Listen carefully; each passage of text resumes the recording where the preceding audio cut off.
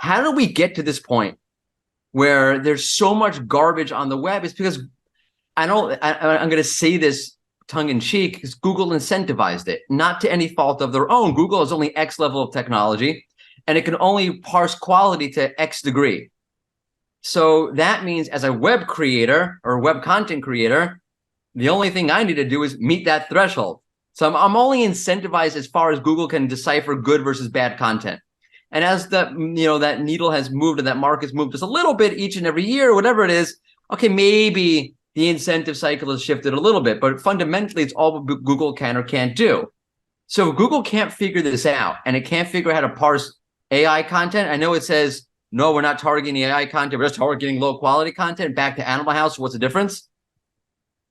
If Google can't figure that out, then the incentive cycle is completely effed and we are completely screwed. You are listening to Power Marketing with Kevin Lee. Kevin and his agency Did It have helped thousands of businesses win through superior marketing, as have his books, articles, speaking engagements, and the eMarketing Association Power Marketing podcasts. Here's Kevin.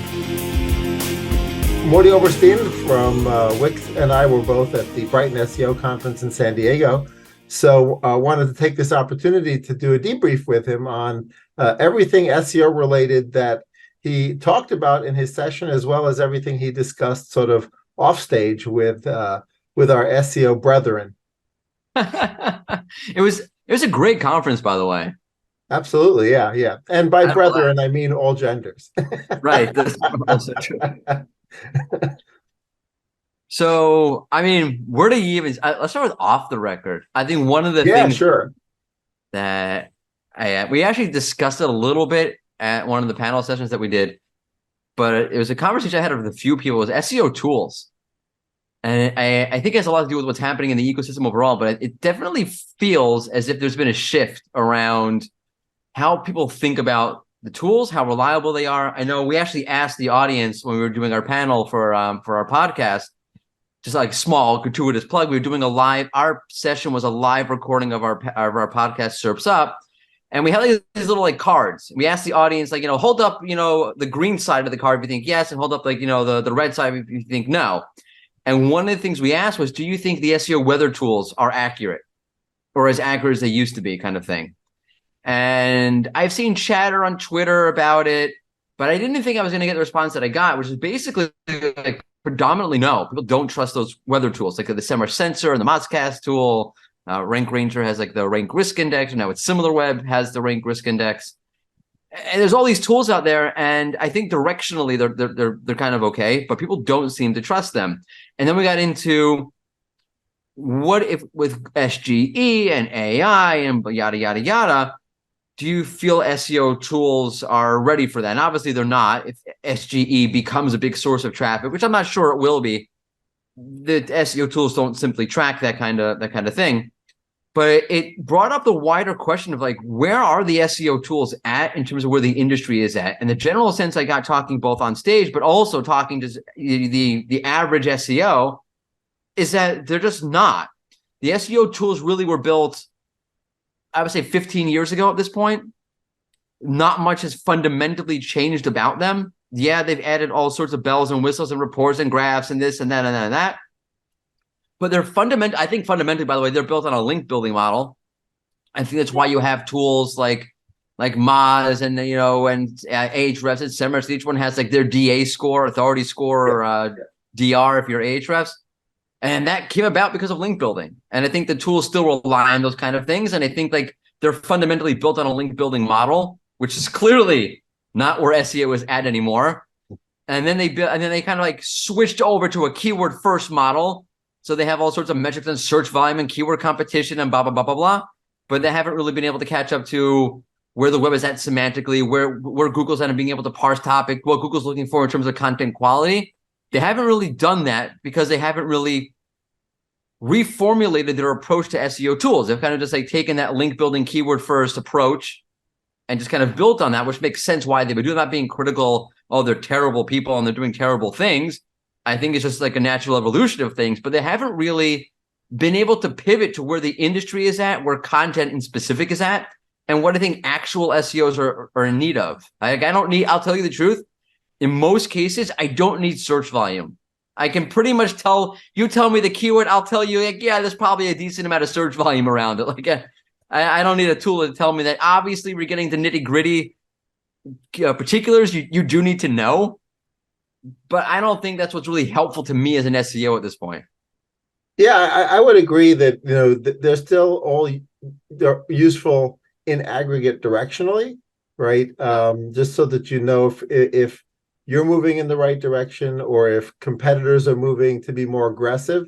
And you can get a general temperature, sort of maybe your share of visibility or your share of volume. But increasingly the engines, Google and Bing in particular, but others as well, to the extent there are many others, there aren't really, have really been focused on hyper-personalizing results anyway, right? Yeah. And you think about, especially if there's local intent, they're going to hyper-personalize. So the idea of rank tracking as it relates to things, and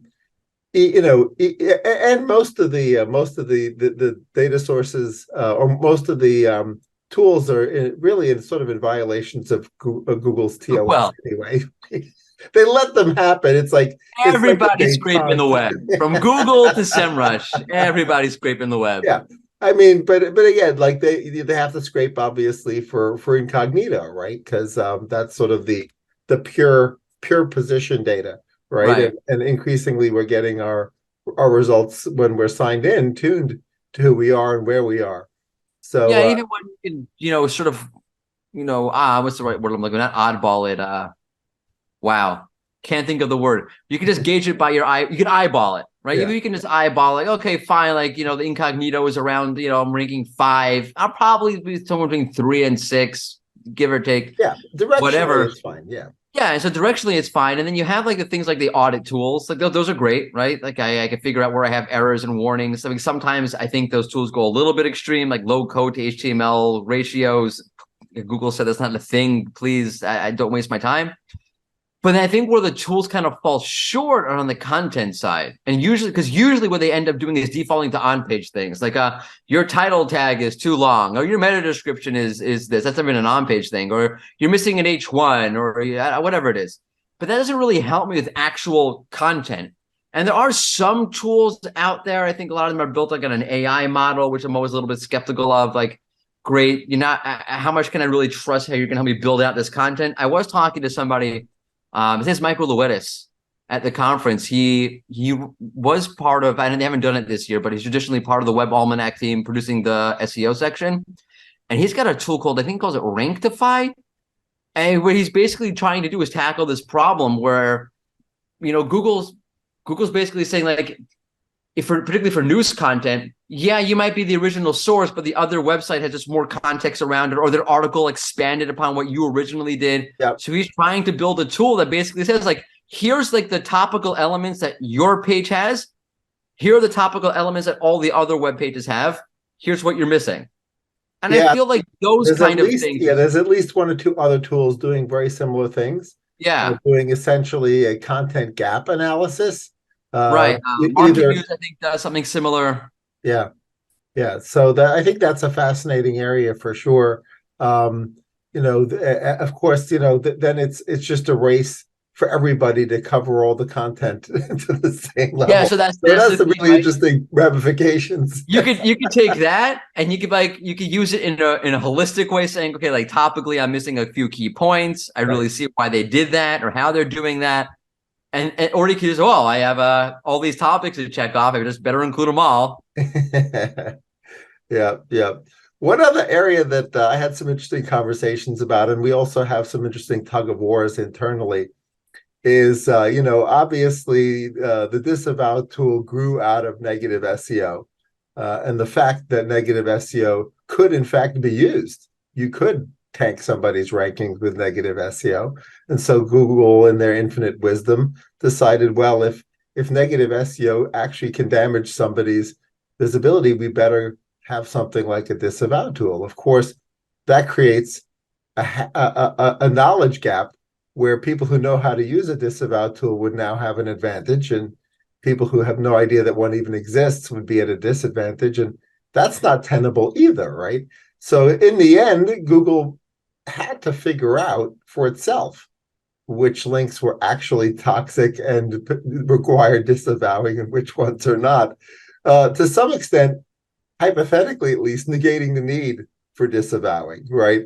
So there's an internal, tug of war on my SEO team sometimes on whether to disavow things, and similarly in folks at the conference that I would chat with them about, there's different opinions on is there still a need or how aggressively should one be disavowing. Yeah, and I think that's like one of these internal. Didn't Bing get rid of their tool? I think so, yeah. Yeah, there was in the news the other couple of weeks ago or a month ago. Terrible time. Like Bing got rid of it. It's gone. Yeah, can't do it. I the best take I heard on this that I personally agree with, and I feel like it's like one of these kind of questions, a million ways to slice it. I think if you're still walking around disavowing everything, I think that's not the way. I think it's a waste of time and resources. There's got to be better things you can be doing with your time, and if there's not, like maybe you don't need to have that person, like have them do something else. I don't know. But sometimes there are like really nefarious websites. I'm borrowing this take from Ashwin Balakrishnan, who we just spoke to about this.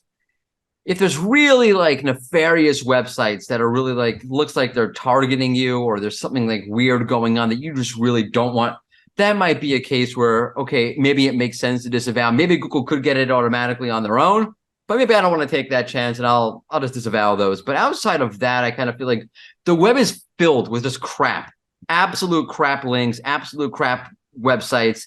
And I feel like it's something that's been Google's been focused on for years already. If they can't more or less figure that out, we have way bigger problems than disavowing a particular link or not. Yeah, yeah. Speaking of the web being filled with crap, there's a really interesting potential cyclical systemic risk, right? Because LLMs and search engines that have LLMs are both crawling data, and they're using that data to build indices. And the index, right, as it grows, as new news is covered and new websites pop up, right? Whether the information is being used for a SERP or whether the information is used by an LLM to just answer a question with no SERP, it's sort of a little bit of a voting style algorithm in an LLM, right? What's the best hotel in San Diego? Okay, well, they're going to look at all the discussions, all the citations, and as increasing percentages of that are AI created, you have the ability to sort of, both from a news perspective for disinformation, but also from an SEO perspective, to sort of pollute the area, right, with content that wasn't even pre-AI. So the AI is ingesting AI-generated content and using it to influence the AI. You don't even need the AI. We have something worse than AI, people. and I was, okay, so we have a newsletter. Again, a gratuitous plug is called Searchlight. It's a monthly SEO newsletter. And for 2024, like one of my big objectives, I want to revamp the content in the newsletter and say, kind of make it more dynamic than it currently is. And I've been going around subscribing to tons of newsletters just to get a sense what people are doing and that kind of thing. And I was Googling something like, best marketing newsletters. And every single list, whether it's from Forbes or whatever website, the top 25 marketing newsletters, it's the same freaking newsletter over and over and over and over again. And maybe 2 or 3 of them are actually decent. And the rest are just absolute crap. And they're only there because the last list had it. So when I wrote my list, I saw what that guy did. He included it. Then I better include it too in my list. And it's the same perpetual nonsense. So what's the LLM going to look at when it Googles or when it surfs the web or crawls the web for best marketing newsletter? It's going to find all these lists and it's going to regurgitate the absolute same crap. So whether it's like Animal House. I thought you're pre-med. I thought you were pre-law. Same thing. Doesn't make a difference. What's the difference? Whether it's AI spitting out the crap or people spitting out the crap, like what's the difference? Like it's just people spitting out crap. Is crap being spun out? And it does, unless Google, I think your point about the incentive is so huge and people don't talk about this. How do we get to this point where there's so much garbage on the web? It's because I'm going to say this tongue in cheek because Google incentivized it, not to any fault of their own. Google is only X level of technology. and it can only parse quality to X degree. So that means as a web creator or web content creator, the only thing I need to do is meet that threshold. So I'm only incentivized as far as Google can decipher good versus bad content. And as that needle has moved and that mark has moved just a little bit each and every year, whatever it is, okay, maybe the incentive cycle has shifted a little bit, but fundamentally it's all what Google can or can't do. So if Google can't figure this out and it can't figure out how to parse AI content, I know it says, no, we're not targeting AI content, we're just targeting low quality content. Back to Animal House, what's the difference? If Google can't figure that out, then the incentive cycle is completely effed and we are completely screwed. Yeah.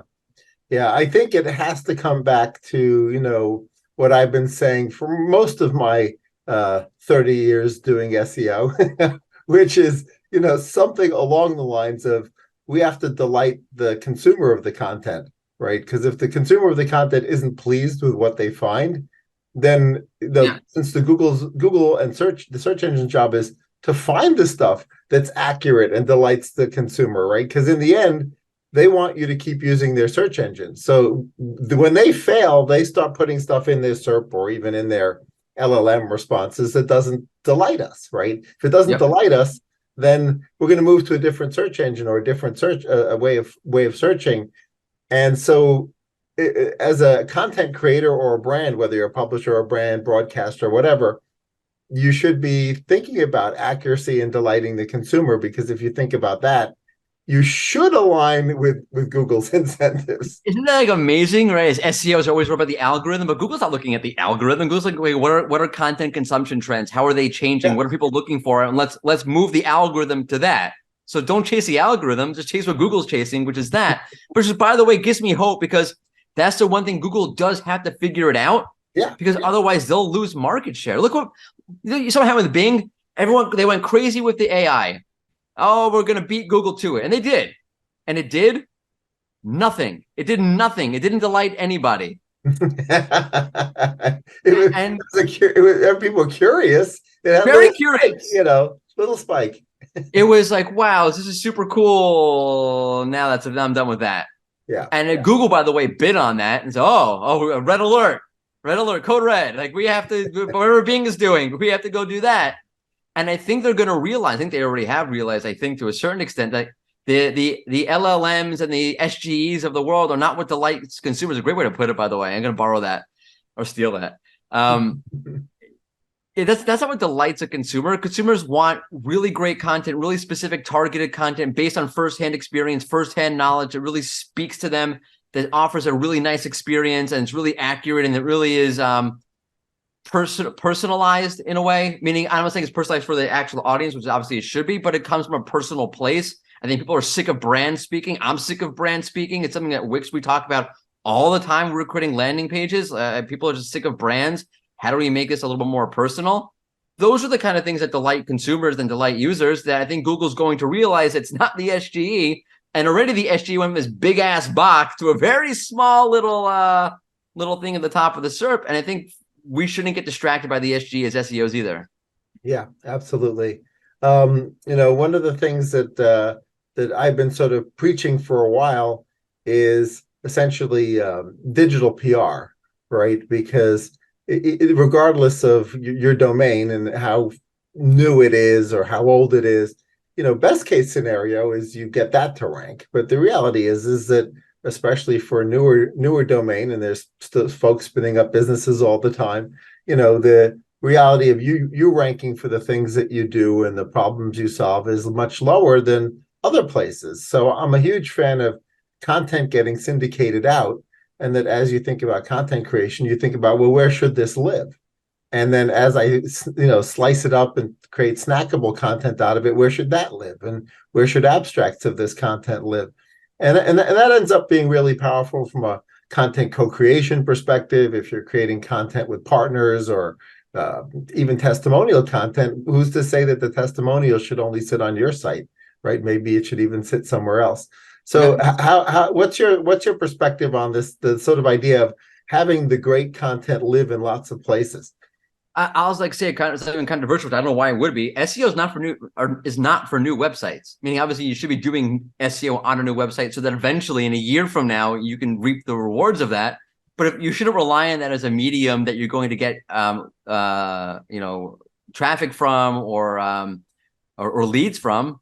That's not. It's not going to. You takes. It's a slow burn. I know everybody goes on Twitter and they show like the quick hockey stick growth thing. Right? Either people are like, I don't know what they're doing, or there's a bunch of liars, or a miracle happens. But that's not the norm. Right. For a new website, go to social media. I mean, my sister has like an online business. I said, yeah, you should definitely do SEO, but like you have a very tight social media network. You should absolutely leverage that first and foremost, because that's where you're going to get the money from, at least now. I mean, hopefully as time goes on, she'll grab the SEO traffic. But about the influencer thing, I think that's great. Partnering with other people is great. Hosting the content on other platforms or other people's, social media accounts, all that stuff is great. I think like one thing to maybe steer away from or to be cautious of. I know everyone's talking about influencer marketing in the context of, personalized content, personal content, experience-based content, first-hand knowledge, loop in influencers. It all depends how you do that. If you have some random ass influencer clearly peddling a product, that's not actually organic experience. You need to actually have a relationship with them, integrate them into your brand, or they should integrate you into their brand. And we should go back and forth that way, so that when they do speak about your service or product, it is natural and organic, not like, you paid Kim Kardashian $1 million to talk about whatever it is that you're peddling. Yeah, well, the FDA is cracking down on lack of disclosure. Even where there is some disclosure, they're saying it's inadequate disclosure, and they've really been coming down hard on influencer marketing from that perspective. One thing we did for a couple of clients is we used some third-party data sources. In particular, Full Contact was one that we would mash client customer lists against. And what that does is that it identifies micro and mid influencers that are actually already customers. And then those people you go to, you don't have to make the sale and risk the inauthenticity of some random influencer. These are people who are already buying your product. And if they're already buying your product, I'd much prefer to talk to those people about co-creating content or doing something, because it's authentic. It's 100% legit.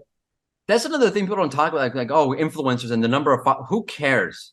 It's micro. I personally, from an influencer marketing point of view, I love micro influencers way more than the big names. One is they're easier to work with. They're more interested in being a part of your community, and I think if you do the reverse and part of their community, they would appreciate that and actually reciprocate that. And you could do and on top of that, they may not have the same number of followers, but very often their audience is far more engaged. Yes. So I might have somebody with 500,000 followers, but the audience is not very engaged. And you would be surprised if you actually looked at their Twitter account, for argument's sake, how many likes and reshares and comments they're actually getting, considering how big their audience is. Where a micro influencer, they have a whole network and people love them and they're part of a community and people are naturally wanting to share their content. It's perhaps, and most likely, in my opinion, a way better place to start. Yeah, absolutely. And also we've seen a change in or shift in the social media algorithms as well, which it used to restrict people seeing content to purely the followers of that originator, right? And now it started really on TikTok, but many of the algorithms now are moving towards the ability for content to break out of that original influencer's sphere, right, and go into the larger audience. And I think that then takes one back to the delighting of the consumer, right? Which is, if it's a great piece of content, it has the ability to be breakout, right? And so if it's authentic and it's great content, that's where it works well across social and search. Have you seen the new thing on Twitter, X, where you want to call it? I'm still calling it Twitter. I don't care. What do they call it? I have Twitter open here. Where like you can underneath, if you expand a post, underneath it is like an AI little icon. It says see similar posts. So if someone's talking about like, how to get more backlinks, you can see more posts, but how to get more backlinks. I don't use it a lot, only because I'm just like running through Twitter. I'm really busy, but it's cool. I get this, you click on it, you get really relevant results, and you get to kind of expand your mind a little bit and see similar content from posts you would never have interacted before. To your point, I think it's really cool. Yeah, yeah.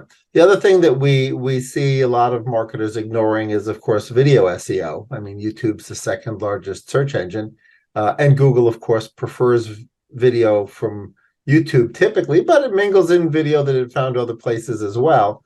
And in its mission to delight the consumer, if it thinks that the video result is going to be more appropriate, that's what it's going to show. Yeah. And that's, I think, key. And a lot of marketing plans are just completely missing video content creation in their editorial calendar or in their general strategy. We did a webinar on like homepage SEO, I mean, like 2 years ago. And we post all the webinars on YouTube automatically. Maybe I think like 1,500 people showed up to the webinar. Google ranks it when you search for homepage SEO in the video box. I'm pretty sure they still do. I haven't checked it in a long time, and it's got something like 15,000 views just from that. Right. So if half the time, and like we all screw this up. Like my podcast, I should throw it up on YouTube, and I don't know why I don't. Right. Because usually like those kind of things are low effort and there's theoretically some decent reward out of them. Why not if it's not a lot of bandwidth and it's not a lot of friction to do it? Yeah. I mean, obviously YouTube's auto transcribing, right? Which that doesn't necessarily always surface the video heavily against the keywords we're discussing. But, we can go in and manually put it in the description too. It's just, in the interest of speed, sometimes people don't take the deep breath and think about, wait, this is evergreen. Like I shouldn't just think about this for the next 10 minutes.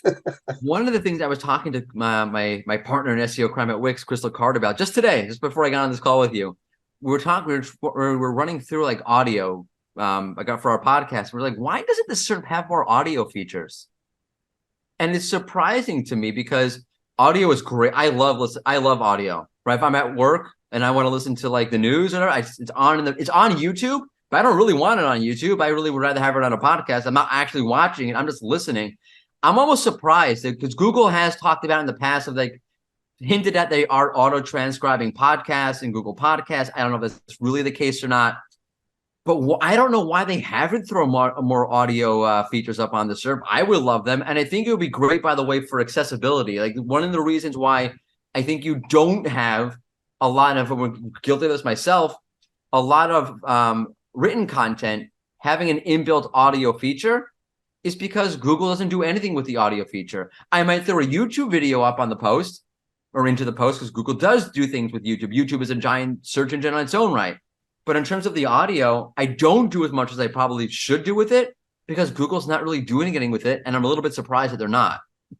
Yeah, I think probably, I'm just guessing here, if you sort of think about the consumption of audio versus video, is that breaking a longer podcast up into chunks where a person can easily fast forward in their typical consumption pattern of a podcast, an audio podcast. It's much more difficult on an iTunes or a Spotify when you're engaging in a podcast consumption behavior to go to 23 minutes in, right, and find that little piece that, let's say, was surfaced in a SERP or that you believe is covered in the podcast. Whereas at least in YouTube, particularly, if hard breaks have been sort of edited in, or Google has added, or YouTube has added in the ability to jump directly to something, it's a lot easier, even in sharing. It's a lot easier in YouTube when you do a share to bring it to, 118 seconds in, right? And so you just, boom, that's the spot you're seeing.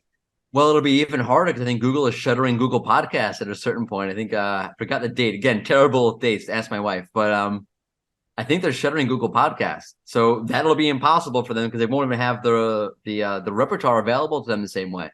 Right. Well, it'll be interesting to watch. I mean, obviously, audio content contains a tremendous amount of information. And audio podcasts aren't going away. No, so we're doing one. And people are driving more, right? There was certainly the argument during the pandemic that, people aren't driving, so they don't listen to podcasts. Gyms also, I found this, gyms, people like listening to podcasts when they're at the gym. And when there was COVID, there was no gym, so there was no podcast. Yeah, right. For sure. So what other topics do you think really had a lot of buzz at the Brighton SEO Conference? There was a whole I missed it. I wasn't there for day 2 of this, but I was talking to people after the fact about Danny Sullivan's whole talk, and I think it's just like almost like funny. So Danny did his whole, I heard it was highly entertaining, his whole run through of what Google's looking for and how they think about content. It's really a lot of the same things he's talked about for a long time, but it's almost funny to me that we don't buy. I know there was a whole buckle up thing, and Danny said supposedly hold on to your hats, or literally buckle up, because there's a bunch of ranking changes that are going to come. And then I think he clarified, Barry Schwartz covered it, and he clarified, I said buckle up, I didn't mean buckle up. That's not what I was saying. I think he's saying, like, if you're doing what you're supposed to be doing, you don't need to buckle up. But if you're driving, you should definitely buckle up, and don't drink either. And I think like the idea that there's going to be lots of ranking changes has been a hot topic forever, but it's one I keep hearing more and more about. I was talking about this with Aaron Sparks from Edge of the Web a lot. It feels like, and I'm going to have a hard time quantifying this or really manifesting exactly what I mean. It feels like the web is like at the crossroads of change. There's like something, it almost feels like my SEO and content marketing sense is tingling. Like something is changing under the surface of everything. Yeah. Something very fundamental is changing. And I think it's the combination of AI, obviously, but also user content consumption trends, which we spoke to a little bit before, are changing very rapidly, and they're very powerful. And at the same time, Google is getting better at what it does. And it seems to be as if like they've hit a certain, I feel like they hit certain thresholds and they get stagnant for a while. And then there's a development. So to give you an example of what I mean, back in 2018, when they started doing these, core updates, they've always done core updates, but the new confirmed series of core updates, to me, it felt like there was a technology change behind that. It wasn't like they decided, now we're going to start announcing these things. Yeah. They started announcing these things because they made a technology change that allowed them to make a leap in what they were able to do. And my general sense of things is that they're at the point where they're about to make another leap. And I'll give you a reason like why I think this. Like, for example, the reviews update going real time is an example of that. That basically to me says Google is very, very confident in its machine learning's ability to recalibrate on the fly for this specific area of the web. And that's a very bold statement by Google to make, basically. And if they're that comfortable with it, I think it means that they're hitting a point in the technology where it's that much better. So when Danny says things are coming, I don't think he's just talking, we're always making updates, millions of gazillions of updates every minute. I think he really means it. And I think there is like, I don't know if I can curse on this podcast, but like, sure. shit's about to hit the fan, I think. Yeah. It's, the analogy I used in having a similar conversation with a prospect recently who was engaged in some behavior that folks might call gray hat.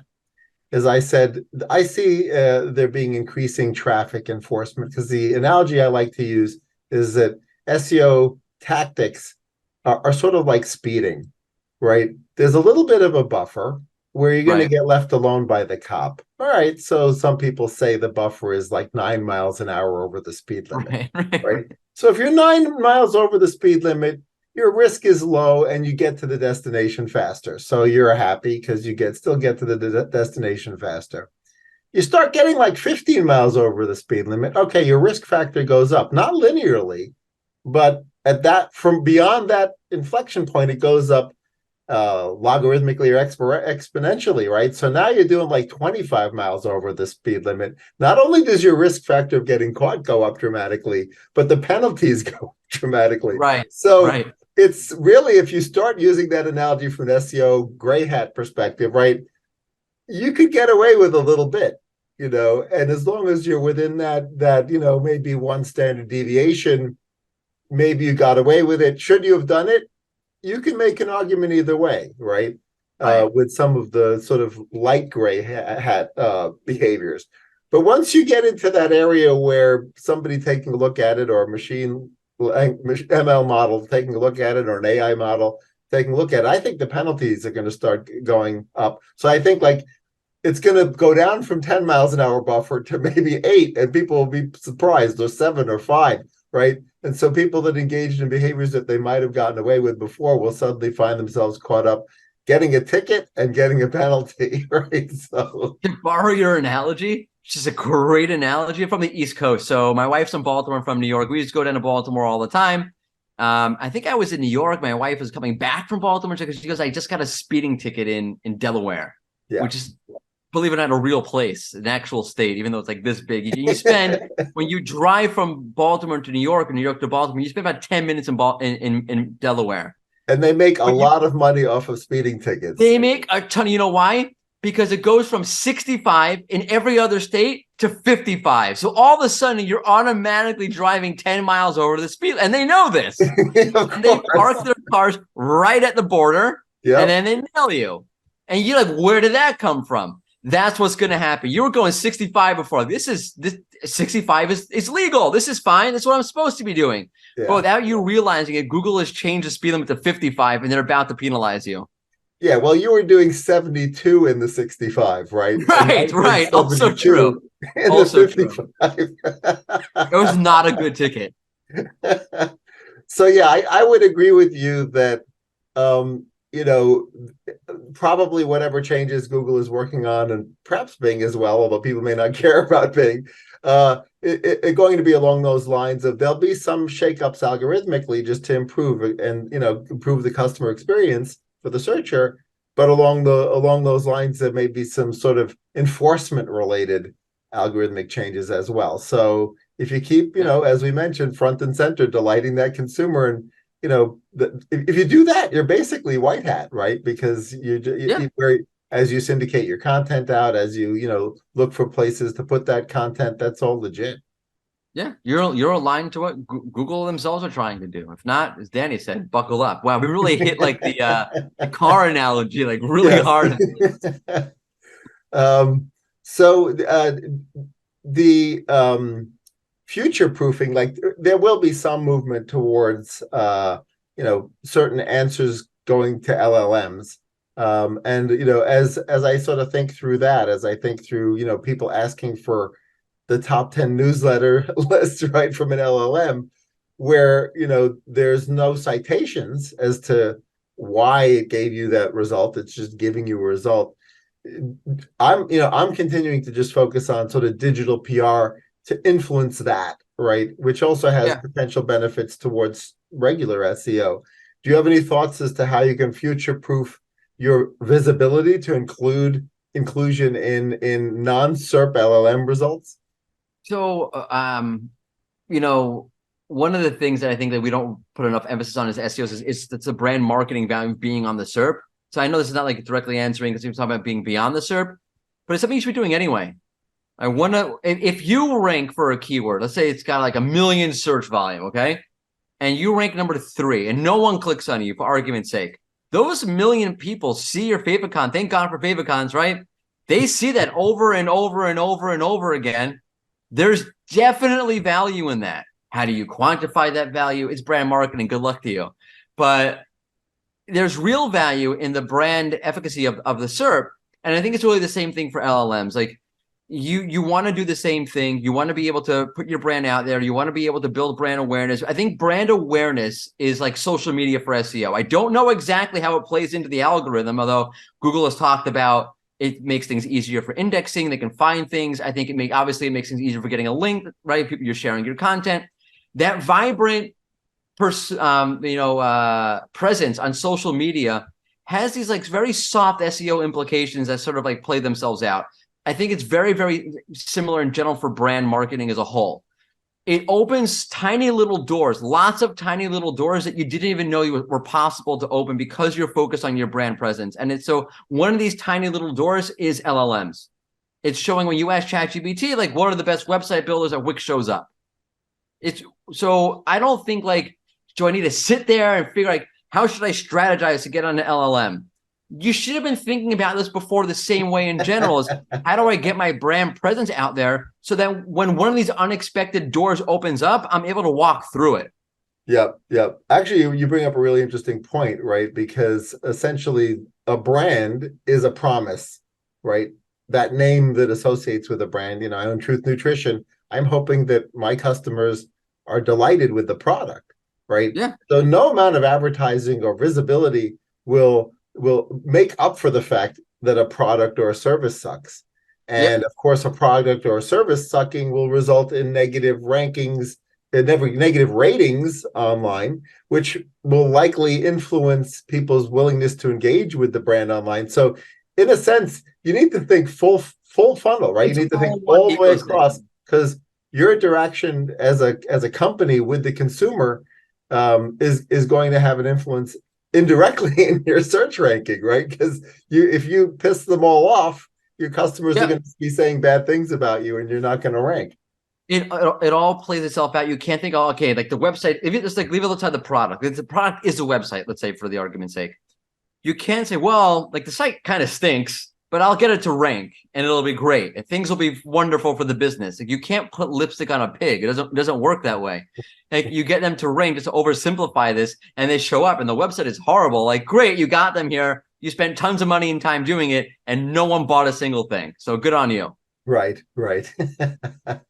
Well, hopefully some of the folks listening to this will take inspiration and look at all their marketing touch points and improve them all, because one way or another, based on your theory, they'll have the manifestations into the SEO rank, right? Because everything will be taken into account as Google's algos get better, and they're able to watch how people engage with brands. Thanks so much for joining me. Great to have a conversation about the past of SEO and the future of SEO. My pleasure. Happy to geek out about this stuff anytime. Kevin Lee's Power Marketing is available on all your favorite podcast networks. Kevin loves helping businesses excel at marketing. Having marketing challenges? Just like Santa in The Miracle on 34th Street, if Kevin can't help you, he'll know someone who can. Find him on LinkedIn, subscribe, or follow.